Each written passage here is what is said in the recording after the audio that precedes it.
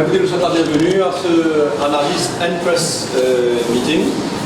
Présentation donc des chiffres d'IBL et on rentre un peu dans l'explication qu'est-ce qui se passe derrière les chiffres. Vous n'êtes pas très nombreux parce que la vedette nous a été volée par IBL. Et c'est pas grave, on a la qualité qui est là aujourd'hui. Donc merci pour ça.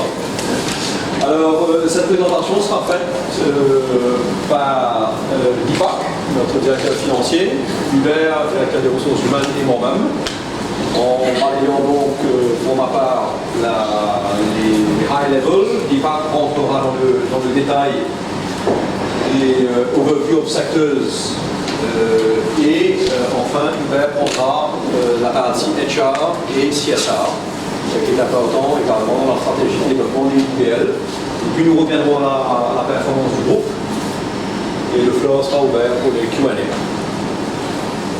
Voilà.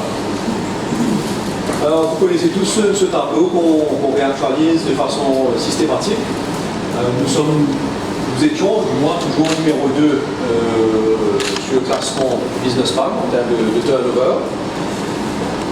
16 milliards de chiffre d'affaires, en diminution par rapport à l'année dernière, on était aux alentours de 20 milliards, mais c'est expliqué par la déconsolidation de l'activité dans le taux. Et cette déconsolidation, vous verrez les impacts sur le PNL, ont été certainement intéressantes pour nous et extrêmement favorables sur le bilan, puisque ça nous a permis de ramener le gearing de façon importante à des niveaux intéressants. Toujours le secteur d'activité traditionnel, donc le commerce, l'engineering, services financiers, aviation, logistique, retail et seafood. Chaque secteur sera drill down par Deepak tout à l'heure.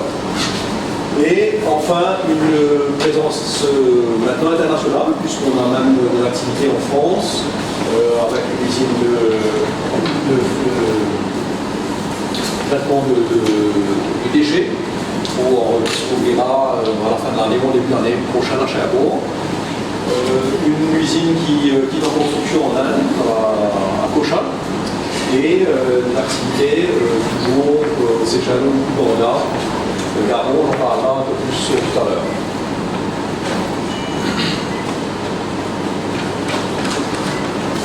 IBL est aussi construit sur un certain nombre de personnes, dont 6 000 employés. C'est à peu près 2000 de moins que l'année dernière, parce qu'ils sont partis avec la fusion TDM-PDM. C'est beaucoup de marques locales, mais c'est aussi des valeurs qui sont importantes et qui sont véhiculées par ces employés et vécues par tous ici. Donc la passion, l'éthique est importante.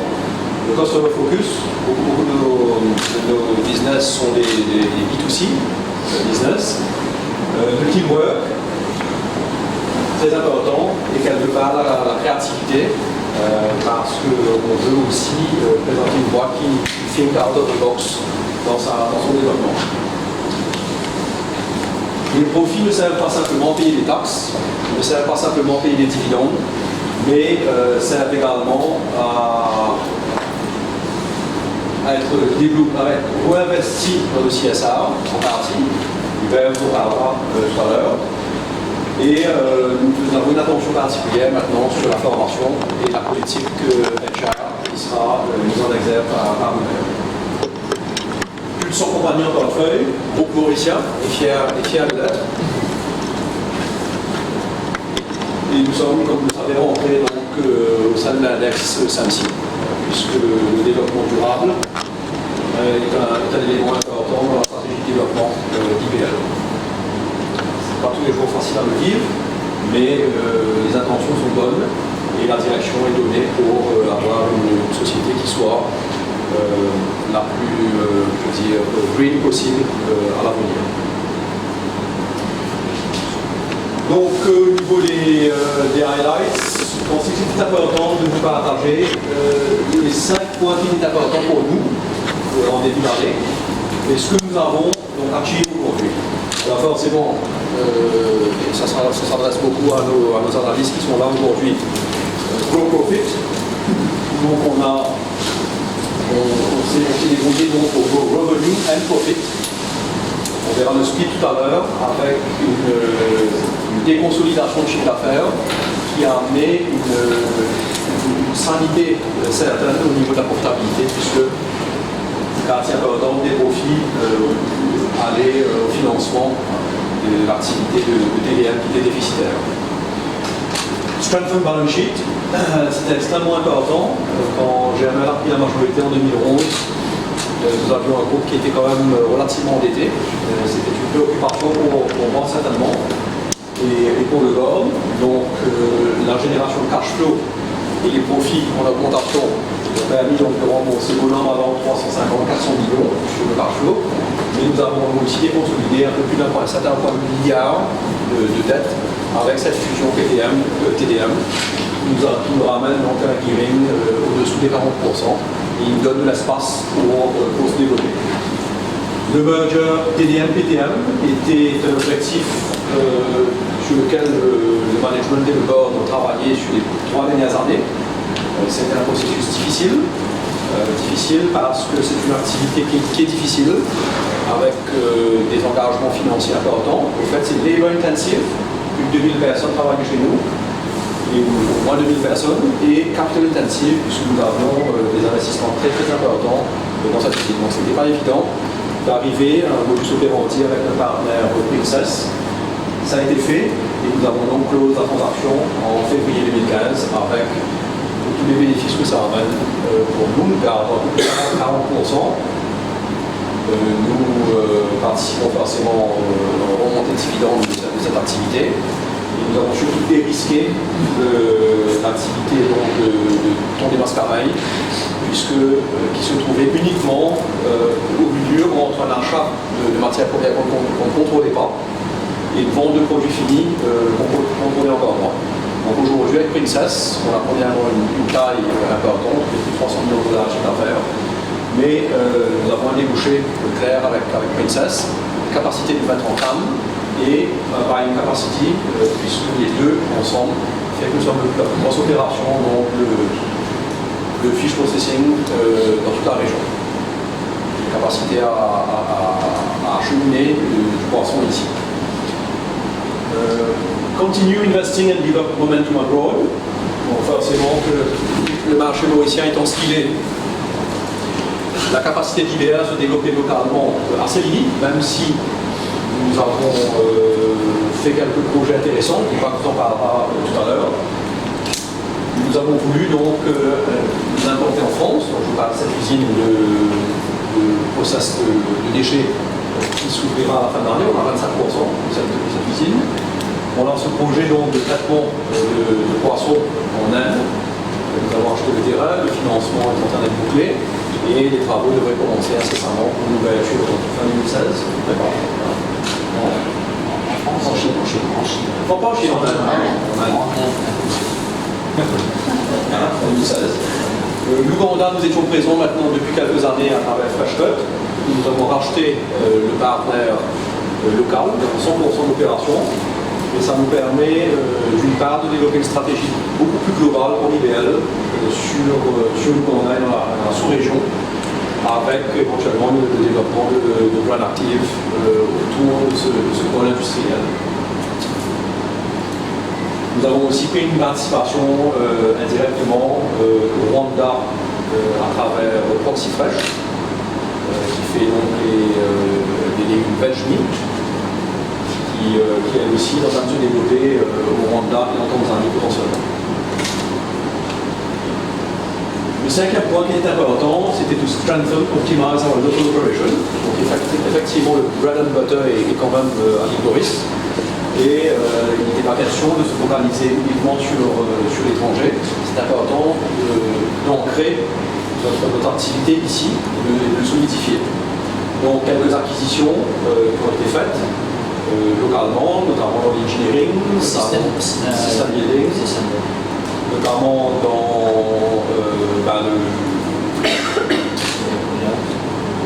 Winners. Nous sommes en passe d'acquérir les 49% de ShopRite. Donc il nous donnera une emprise sur 100% de notre chiffre d'affaires et le contrôle total de la stratégie et du développement de Winners ici. C'est une acquisition qui devrait être close dans les semaines à venir. On s'intéresse forcément beaucoup à nos systèmes de reporting à travers le IT. Nous sommes une société qui est tournée vers le commerce, vers la clientèle. Nous avons 22 Winners, 20 Winners, nous avons 8 pharmacies, nous avons énormément de outlets. Donc c'est important qu'on puisse aussi montrer une vitrine au IBL. Et nous avons fait l'acquisition d'un portefeuille de marques extrêmement intéressante qui va nous permettre de booster l'activité de brand active et de nous poster, j'espère, quelques dizaines de millions de profits additionnels. Ce sont des marques qui ont quand même une capacité de valeur ajoutée plus importante que nos marques traditionnelles. Donc le marché mauricien est important et nous sommes confiants qu'il y a un potentiel de développement. Alors voilà, je passe le Jean-Michel à Dipak qui va vous faire une présentation en anglais. Merci beaucoup Arnaud. Je vais pas m'aventurer à essayer de présenter en français, je ne l'ai jamais fait hier avant et je vais commencer maintenant. Je demande dans quelques années, ça passe. Okay, I'll run you through the different sectors of activity. We always call them 6 sectors. I'll take you through them in alphabetical order. Right, so commerce is our sector of activity, which actually has 2 subsectors. So there's brand active, which represents about 200 plus well-known global brands as well as local brands on the global market.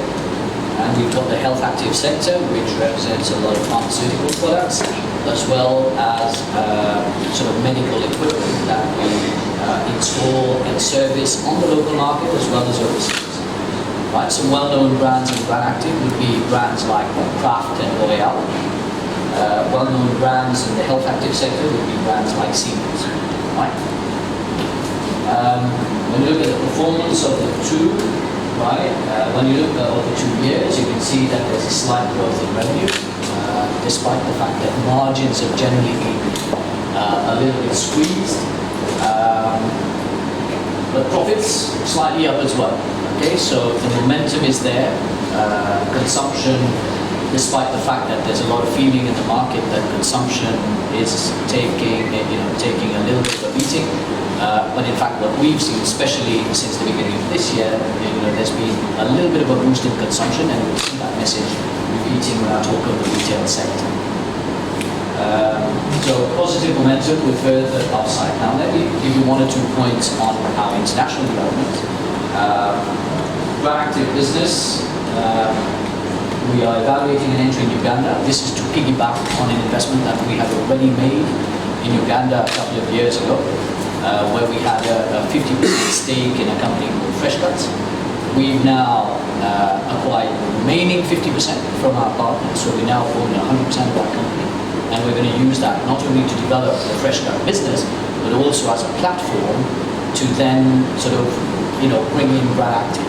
Now, there are a lot of our brands that we represent here in Mauritius who have indicated that they would follow us in East Africa if we go there, right? So, market studies are going to start in the next couple of months, and following that market study, we will then approach our different brands that we represent to see whether they will accompany us when we go to East Africa.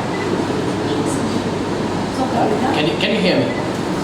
Yeah, do I need a microphone? Sorry, I'll come a little bit closer. Can you hear me? Yeah, okay. The health active business, there are a couple of Mauritian groups who have positioned themselves in Uganda as well. Right? So, if I recall well, CL is running some hospitals in Uganda. So we're going to try to piggyback off their ventures in Uganda to also sort of partner with them to deliver the products that we deliver in our health active business. So our health active business is not in the business of running hospitals, which CL is doing, but we want to piggyback on their investment in that venture to deliver, if you like, healthcare products and services and machinery and so on. Okay, engineering. This is a sector which arguably has contracted in Mauritius. There are reports that say that the engineering and construction sector has contracted by about 20% over the last 2 years. That makes the market fairly difficult. You can imagine when a sector is contracting and we try to go and win new mandates, the pricing pressure is fairly significant, right? Competition is fairly severe, and sometimes many of our competitors will drop prices in order to win the mandate. So it's a serious case of having to run faster to stay still. Yeah, a lot of effort goes into choosing what mandates you want to go for as well, because you go for the wrong ones, you can find yourself with bad debtors or slow payers. Having said that, the top line has been maintained fairly healthily, partially throughout the buy activities, which is picking up quite nicely, and has recently been ranked as one of the top 10 fit-out companies in the UAE. We've recently won a mandate at the Bulgari Hotel, or to refurbish the Bulgari Hotel on Palm Island, which is A, a prestigious hotel name, and B, a prestigious location. We hope and we feel that this will be a very good launch pad to win very prestigious mandates going forward. Profits are slightly down, but this is primarily for the reason I've already mentioned to you, that pricing has been fairly squeezed over the last year. The pressure has built up and is likely to keep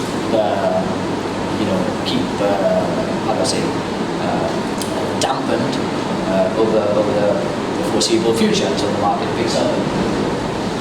What we've also done in order to kind of protect this business, we've acquired a smaller contracting company here in Mauritius called System Building, and integrated that into the Mansa Saxon operation, and we are going to be delivering some synergies off the back of that, sort of operational synergies, as well as sales synergies, because their product range was slightly complementary, so it gives us a broader product range and a better sort of bidding capacity to, when we're actually bidding for projects in the local market.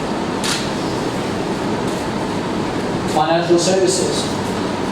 Top line, slight increase, but the market, both on the offshore sector as well as Mauritian Eagle, is facing a lot of pressure. As you all know, the offshore sector is facing a lot of pressure with India sort of volumes being subdued. Businesses are moving towards offering offshore products and in Africa, and for that purpose we are opening a new office in Uganda soon. So you're hearing Uganda coming up a few times, and you can sense that IBL is developing a little bit of a range of activities in Uganda to act as a launch pad for the broader East Africa region, which we hope to deliver over the years to come. Obviously, got to take one step at a time. When you look at the profit numbers, you will see a big reduction. This is primarily because of our leasing business, Mauritian Eagle Leasing, in which we've taken some fairly hefty provisions this year, primarily emanating again from the engineering and construction sector. As you know, the leasing business leases cars, right? So you go to Mauritian Eagle when you buy a car and say, okay, lend me some money please, I want to buy a car. Or companies that actually want to buy machinery or equipment can also approach Mauritian Eagle Leasing and say, we've got machinery worth X, can you please give me a loan for 4 or 5 years? Now, given that the engineering and contracting sector has been facing a lot of problems, many of our clients are facing difficulties and are sort of defaulting on their payment obligations, or are delaying payments. Now, in line with sort of regulatory and accounting norms, we've taken a larger provision this year.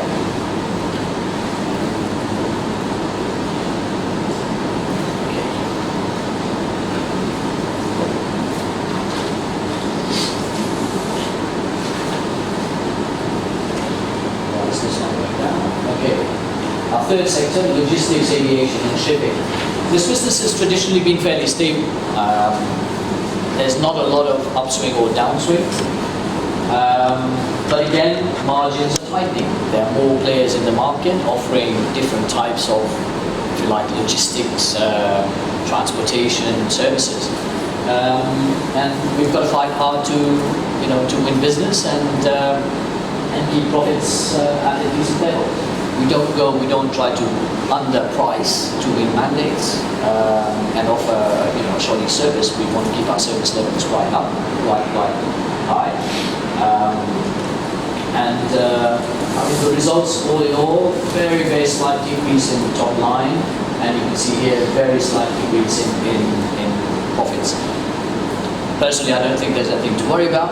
It's not symptomatic of a downward trend. I think it's just a timing issue that the numbers are slightly down.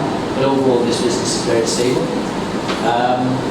There are growth opportunities in Africa, partly if the commerce sector, for example, enters aggressively East Africa, there is an inevitable synergy that the logistics sector will also bring to help them distribute their products and so on. One thing that's very interesting, or 2 points I'll make on the sector, we've commenced a training academy, basically providing courses and training to airline companies, or African airline companies. This has taken off quite well last year. The demand for that is increasing. We're getting a lot of students who are based in Africa wanting to come to Mauritius to follow these courses. We're trying to accelerate the visa, if you like, issuing process, student visa issuing process locally to enable these students to actually come and follow these courses. This is IATA and Harvard accredited, so good brands to have behind us in any venture. We're also expanding our facilities at the cargo village at the airport. This will purely and simply provide us with a greater amount of capacity to do more. So, whilst the numbers are relatively flat, some good stories are emerging in this sector. Retail. So, top line, we were initially probably a little bit concerned about, thinking about consumption and an increasing number of supermarkets, price wars and so on and so forth. But what we found during the last year is that consumption has actually increased a little bit more, partly thanks to various government initiatives, increase in pensions and so on. The supermarket chain, we run 20 supermarkets on the island, and they've had very successful promotional campaigns. So 20-year anniversary was very successful during the year, and we see overall an improved customer confidence in the product that we offer. Right? Results speak for themselves, so double-digit, if you like, profit percentage growth. And we believe that this trend is going to continue, probably not to the same magnitude, but we should see growth going forward. We're looking for opportunities to develop new supermarkets. We wanted to go for a location in Tamaran, but the project is stalled. The overall sort of project is stalled, so we're not going to go forward with that, but we're continuously looking for new opportunities where there's strong markets, strong opportunities for supermarkets like ours. Interesting opportunity emerging this year. Now I've already alluded to it. We've got, I don't know how many of you knew that, but ShopRite actually owned 49% of the shareholding in our retail business, right, which is under the umbrella of a holding company called Winhold within the IBL group. And we have the opportunity to buy out their 49%, right? So we're in the process, we're going through the legal process to make that happen. So that we expect that to conclude over the next 1 or 2 months. Seafood and marine, Arno already mentioned the deconsolidation of TBM. I've chosen to kind of highlight this here. So this is the turnover that is not going to repeat itself in our numbers, right? So the 4.3 billion of last year. Hence, our overall group turnover reducing from 20 billion to 16 billion. In this year, we actually had turnover of 2.1 billion for the first 8 months that we owned the company, right? But now that is deconsolidated and it's represented as one line in the profit and loss account, or profit from discontinued activities. But it's one line. It doesn't show the turnover as a separate line. So TBM actually had a profit from operation last year. This year had a small loss. Total profit of TBM this year, including financing costs, it was negative 77 million, which you will see on a subsequent slide. But overall profits, if you look at the green bars here, overall profits have increased quite significantly. These are for continuing businesses, and that's pretty much thanks to the Chantier Naval, right, our shipyard, as well as the marine biotech business, which has performed extremely well in the last financial year, thanks to very favorable pricing. Obviously, we hope that these global pricing levels remain, but there is quite a bit of price sensitivity in that. So if prices globally raise, our profits will go up. If prices go down, our profits correspondingly will go down in the sector. In the marine business, very, very good performance. We've had the second highest productivity year with 550,000 or more than 550,000 hours of work. When you think of that in the Russian context, it's enormous. Repair activities have grown. There was a decrease in construction year on year because last year we had done a big shipbuilding project, which obviously once the ship is built, it's gone, and we didn't have another big shipbuilding project this year. Having said that, over the next 2 years, we've got a couple of shipbuilding projects that we've won and secured. So over the next 24 months, we should see some uplift in these numbers. Okay, and we're also looking at the possibility to expand our capacity locally by getting some more land at the port. But this is something for a future date when we can update either positively, or if nothing is happening, then nothing is happening.